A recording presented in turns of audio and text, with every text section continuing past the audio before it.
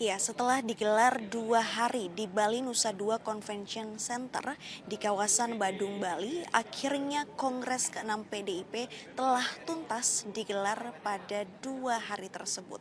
Nah, kalau bicara mengenai agendanya sendiri, sebenarnya ini digelar selama 2 hari, di mana hari pertama ini merupakan agendanya adalah pengukuhan Megawati Soekarno Putri sebagai Ketua Umum PDIP untuk periode 2025 hingga periode 2030. Kemudian agendanya dilanjutkan dengan pertemuan di masing-masing komisi, membahas berbagai aspek politik, kemudian kebudayaan hingga ekonomi bangsa, yang kemudian hasil rapat tersebut dibawa di hari kedua. Jadi tadi pagi dibahas lagi mengenai hasil rapat tersebut di kongres yang besar, di ruangan aula yang besar.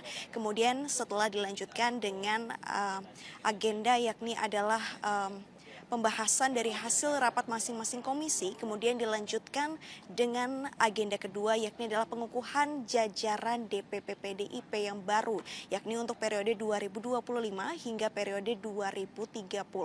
Kalau kita melihat memang untuk nama-nama dari jajaran DPP partai yang baru ini sebenarnya tidak jauh berbeda dengan DPP periode sebelumnya.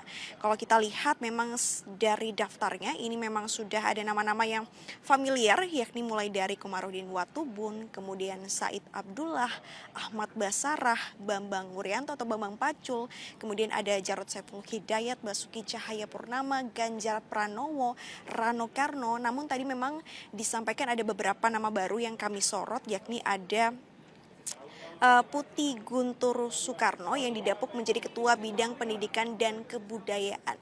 Nah, yang menarik dalam susunan jajaran DPP partai ini adalah pertanyaan, yakni siapakah sosok sekjen DPP partai yakni untuk periode 2025 hingga periode 2030. Nah, memang untuk sampai saat ini jabatan sekjen ini dirangkap juga oleh Megawati Soekarno Putri yang didapuk juga menjadi ketua umum periode yang sama, sehingga memang kalau kita lihat nama Hasto Kristianto tidak ada dalam jajaran DPP partai, meskipun tadi memang untuk Hasto Kristianto sendiri sudah tiba tadi di Kongres ke-6 PDIP di hari kedua, kemudian juga sudah bebas dari rutan merah putih KPK sejak Jumat malam kemarin setelah menerima amnesti dari Presiden Prabowo Subianto. Nah, kalau bicara setelah jajaran ini memang setelah pengukuhan tadi, yakni untuk Kongres ke-6 PDIP ini ditutup dengan pidato Megawati Soekarno Putri. Dalam pidatonya ada beberapa poin menarik yang berkali-kali diulas maupun diulang oleh Megawati, yakni yang pertama adalah bagaimana Megawati menyoroti berbagai kondisi geopolitik yang terjadi di dunia saat ini, mulai dari konflik-konflik di Asia Timur, kemudian juga ada konflik antara Palestina, Israel, kemudian juga Iran, kemudian juga kondisi dari Kamboja maupun Vietnam kemarin. Megawati berpesan agar kita sebagai bangsa ini untuk selalu bersiap atas dampak-dampak dari kondisi geopolitik yang memanas di berbagai belahan dunia. Kemudian selain juga kondisi geopolitik ini, tadi ada momen menarik di mana Megawati ini bertemu untuk pertama kali dengan Hasto Kristianto setelah Sekjen PDIP demisioner tersebut ini bebas dari rutan merah putih KPK.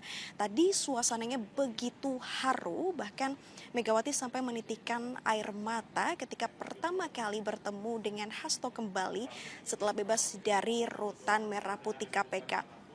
Tadi beberapa kali juga Megawati mengkumandangkan, bahkan juga menyampaikan bahwa Satyam Eva Jayate yang merupakan juga tema dari Kongres ke-6 PDIP yakni adalah kebenaran pasti akan menang.